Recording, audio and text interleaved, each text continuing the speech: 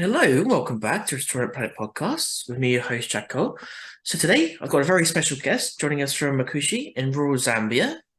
We have Dexter Chilunda, who is a game ranger, who can tell us a little bit about his life, growing up, uh, working in conservation, some of the perils and dangers that he's faced. So, Dexter, welcome. Thank you so much for your time.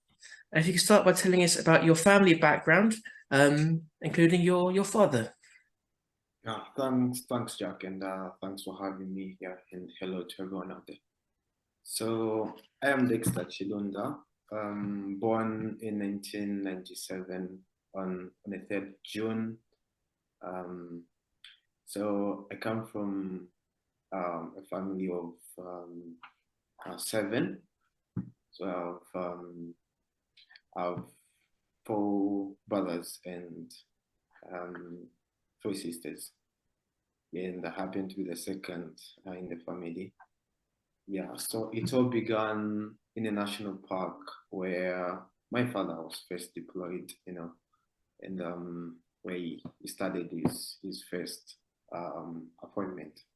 So he started there in the year 1992. He trained his training took about 2 years. It was a bit harder, I assume. Um, so yeah, he was pretty an amazing ranger, and I grew up I grew up watching him doing a lot of work, bringing in bad people as in poachers and everyone who kind of did the illegal kind of wildlife trade. He brought him to book. He brought justice. He fought for what was right, and at the end of the day, I became this person that wanted to just, do what he did. And at the end of the day, I found myself walking in his footsteps. And did I realize that I would end up walking like the way he did. So yeah, it's been an amazing journey. And Dexter, if you wouldn't mind, what happened to your father? Yeah, so before I joined as a ranger, it was in the year 2014. He was spearheading um, an poaching group which was conducting operations for the usual anti-poaching team. He was in Liwa then in a town called Kalabo, and by then even up to now, the park is managed by an organization, African Parks, and in conjunction with Department of National Parks and Wildlife. So I was at school, and thinking everything is okay at home, and then I saw a few people from his work, and they picked me over, took me home, and a few hours later on, I was told that we had lost that he passed away after he got shot by poachers. Yeah, so it was pretty sad, just a sad development. I couldn't believe it because he was my all. Yeah, he was everything to me. Of course. And so as you mentioned, that inspired you to then become a game ranger. So tell me how that happened, how that process unfolded. Yeah, so ever since I lost him, I feel like that was the beginning of my chapter. I was like, I felt like I should carry on with his journey. I feel like I should do more with what he started it, and I wanted to finish what he started. You know, all I wanted was obviously to become as good as he was, and maybe I mean be a better ranger than he was. So after completing my senior high, I got recruited. I applied for an internship with the very organization African Parks.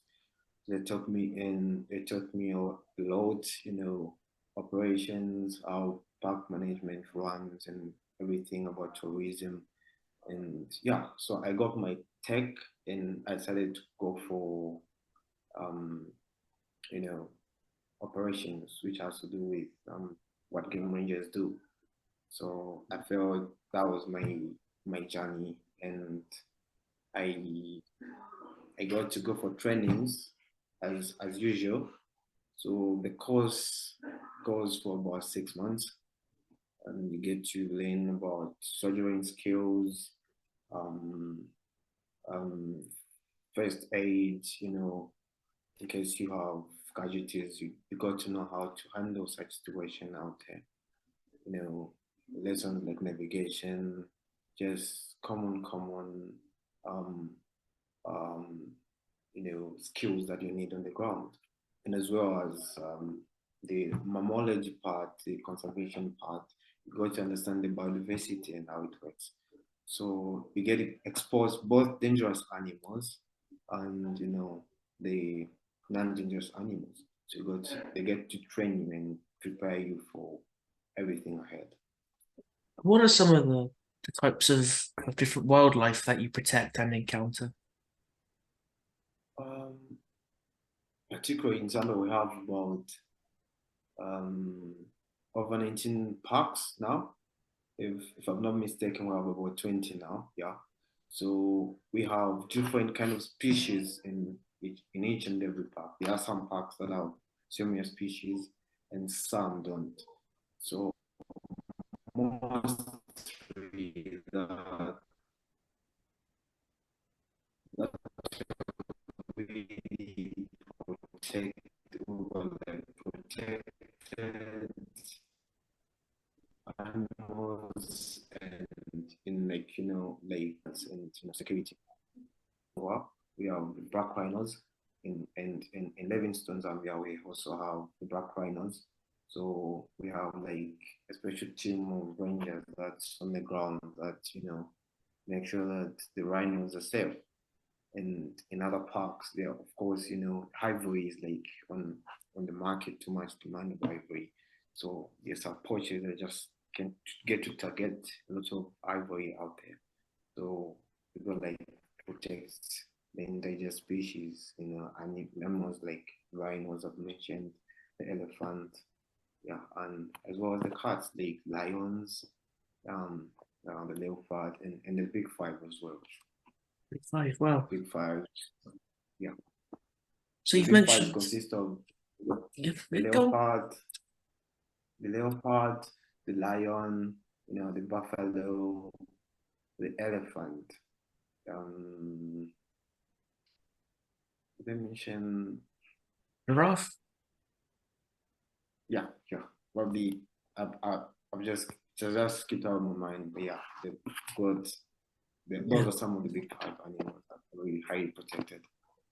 So what is a daily routine that you might have, including some of the dangers that you might face while out on patrol and doing your job? Well, when you're out there, you leave your house, you tuck in your boots and put on a uniform. It's not a guarantee that you'll be back home because of dangers out there.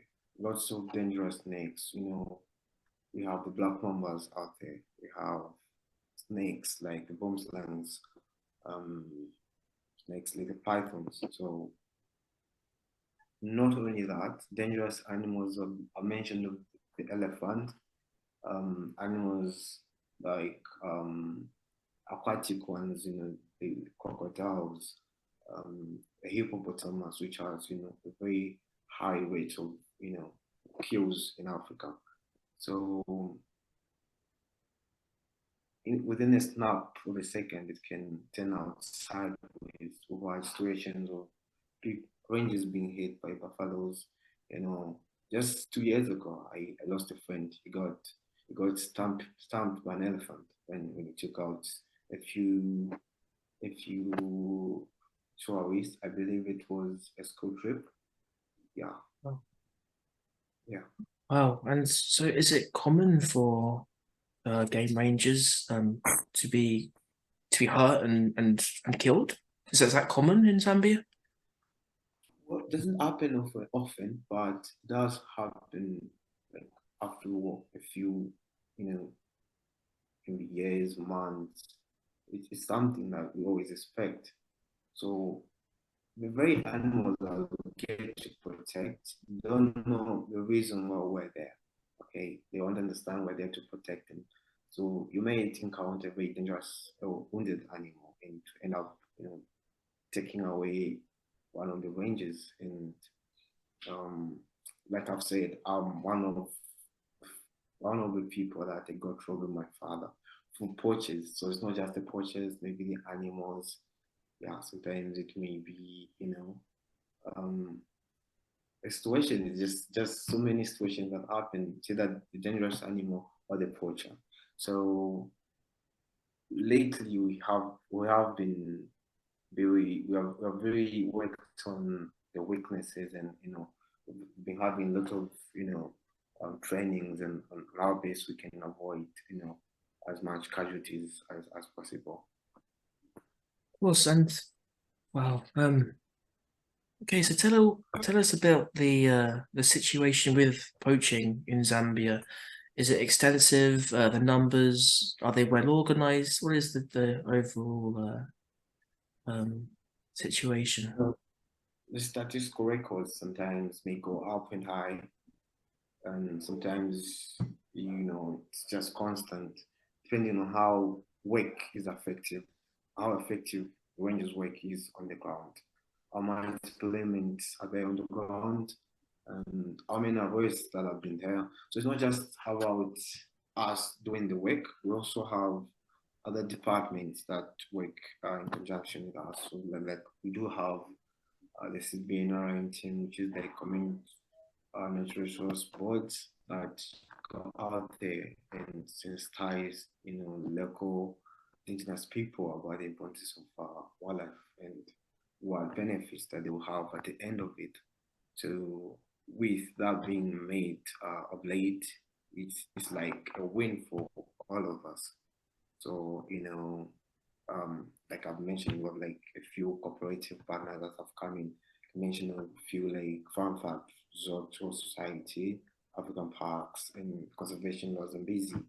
So basically, when they hear, they'll go for the local people, and that's them being getting employed, and once they're picked, it kind of minimizes the rates, the issues of the local people trying to go out there and um, do the illegal poaching. So there are times when poaching goes high. It may be as a result of climate change. Sometimes hasn't been a lot of harvest out there, like crops and everything. So at times the local people try and go for the illegal poaching of meat, so as they can get source of food and everything. But for main purposes, other poachers will just go there, just distraction. You have lots of elephants gunned down and just take out the ivory, sell. Tell us about some of the encounters you've had with poachers. Well, have a few encounters. They weren't as deadly as obviously as my father's situation, and I've I've had like um 5 success out of 7. I got I got success when I apprehended them well, and we were brought to book, and um, they got said. Some of them now I believe are still 7. All right, that's good. Excellent. And do you feel that your organization is well resourced, that you have what you need to do your job effectively? Yeah, the government is really doing a lot. So where other parks that are very large, they like a Fui National Park, the biggest national park we have in Zambia. It's very huge. So there has been a need of a lot of manpower and a lot of resources. So sometimes the government gets overstretched. So that's why we have the cooperative partners coming in and giving a hand on equipment like vehicles, firearms, manpower, more trainings of arranges more trainings of extension officers to do the sensitization, and that just makes it easier, to manage and conserve wildlife. And Dexter, you've now been a game ranger for 6 years. How have things changed in that time, and how would you like to see things change in the coming years? Well, when I first started, you know, it was a bit unlikely the way things are now, because with years as years go by, we've got more technology, and um, you know, so but then I believe we were just using the GPSs for navigation and everything. So now we've got like lots of devices coming in, and if you heard of these the devices that are coming that help with the Sorry, Dexter. gathering of Lots of laws coming in, you said? lots of um, um, like devices, like the other device, new advanced devices that are being used. Oh, the technology. Yeah, Oh, technology. okay, right. So then it was just a GPS, like I mentioned, but now we have the cyber truck, which monitors virtually everything. You can take pictures of an incident. You can, track of the time you started off your operation. What are you doing now? You add notes and everything. How are the water points in that area? What are the game numbers? And such information can be used to be referred for future operations and the likes. So back then we'd go for an operation and literally no much support, but now with things like helicopters coming in, drones, and that's just making work more easy and effective. So a few years ago, and actually I think that was 2 years ago, actually that was 2021, we had the British Army coming in, and we got to have code 5, code 6, code 7. So they have been here like since 2020, late 2020, mid 2021, and late 2022. So they have been with us like for 3 years. So they've been teaching us on how we can amplify and um, improve our operation tactics, and where we can work on our weaknesses. And that has really helped, I believe.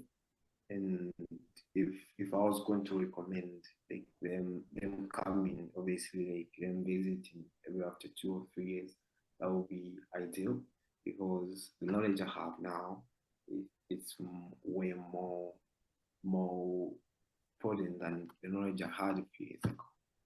So that has really helped out. Yeah. Finally, Dexter, what message would you like to share with our audience? Well, conservation is not just about us, okay? I believe for us to fight this battle of illegal trade of wildlife, it has to come with each and every one. Like all of us have to play a role, okay? We we're really going to achieve a lot at the end of the day. It's not just Zambia, Africa, but the whole world, because wildlife is something really important. We share a lot as humans, and the world.